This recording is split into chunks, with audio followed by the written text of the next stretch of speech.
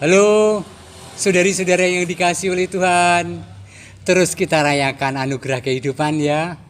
Tuhan sangatlah baik. Saudari-saudara, saya ingin menyapa Anda secara khusus, yaitu tentang Santo Yusuf. Anda tahu siapa Santo Yusuf? Suami Maria.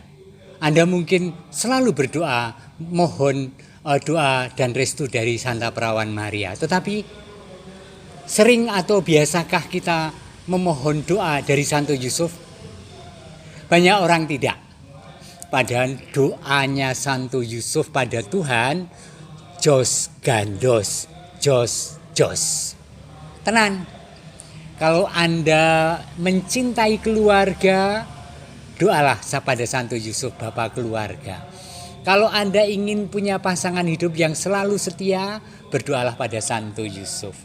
Kalau Anda mengalami relasi yang agak renggang pada pasangan hidup, Santo Yusuf jos gandos untuk memohonkan doa. Belum lagi kalau Anda adalah seorang pekerja, kita ada di masa pandemi, doa pada Santo Yusuf supaya pekerjaan kita lancar. Saya sedang bertani.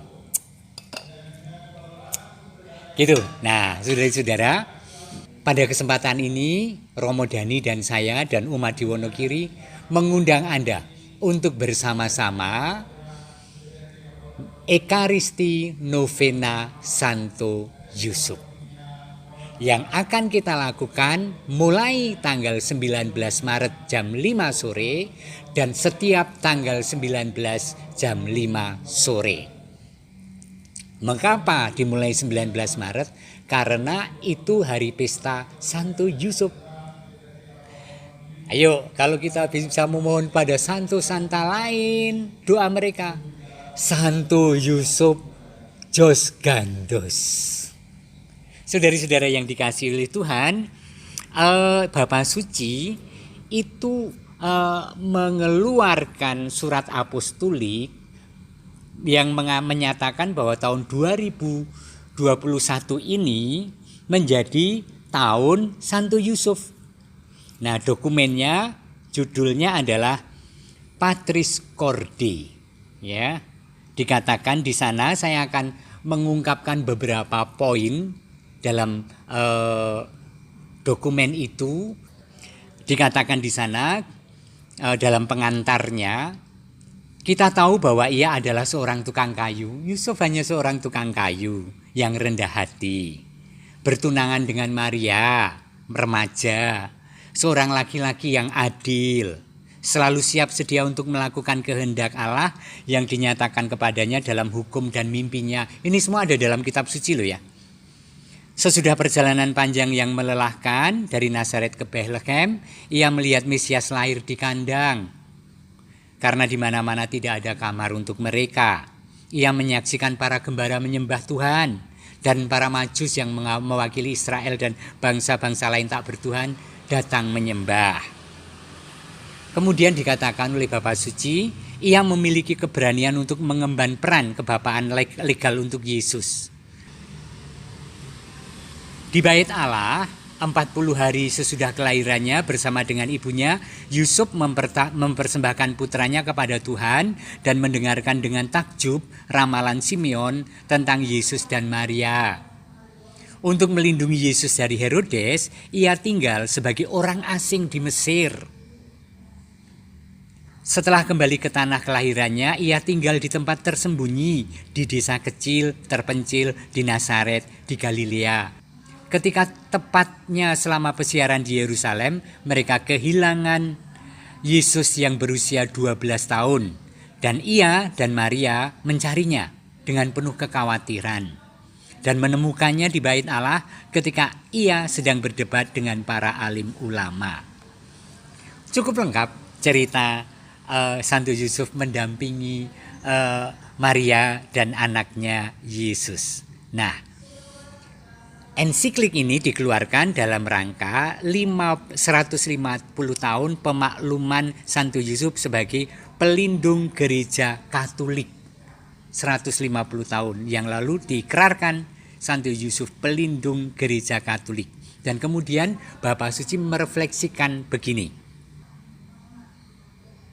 Santo Yusuf adalah sosok yang begitu dekat dengan kondisi manusiawi kita masing-masing. Dia bukan orang lain, apalagi pejabat atau artis atau bahkan pemangku jawatan di manapun. Tidak.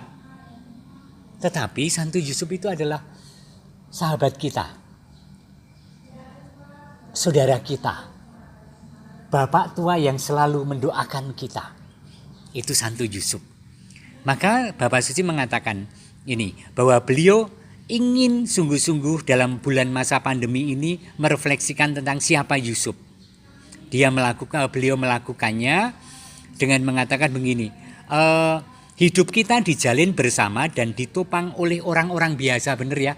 Yang berperan dalam hidup kita itu bukan karena kita kenal tokoh loh, tetapi orang tetangga kita, saudara kita, orang tua kita, orang lain yang bersama-sama hidup dengan kita, yang biasanya dilupakan, yang tidak muncul pada berita utama surat kabar dan majalah, atau juga dalam catwalk besar dari pertunjukan-pertunjukan terakhir, tetapi tidak diragukan lagi sedang menulis peristiwa-peristiwa menentukan sejarah kita saat ini. Yaitu siapa itu yang sedang menulis peristiwa sejarah dengan karya mereka itu?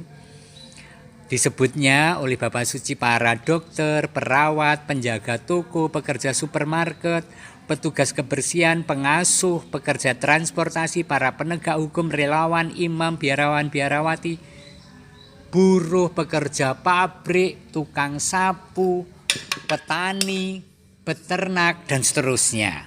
Dan banyak yang lain yang telah memahami bahwa tidak seorang pun bisa diselamatkan sendirian. Kita paham bahwa pandemi ini menjadi sadar bahwa kesehatan itu milik bersama, keselamatan itu dilakukan bersama, tidak sendiri-sendiri. Dan salah satunya kekuatan untuk bersama dengan rakyat biasa, dengan tetangga, dengan kanan kiri kita adalah Bapak Yusuf. Maka kalau Anda adalah orang biasa, kalau Anda mempunyai beban dalam hidup, kalau Anda mencintai keluarga, kalau Anda ingin tetap survive dalam penghidupan sehari-hari selama masa pandemi, dan memohon supaya pandemi segera berakhir, bergabunglah dengan kami.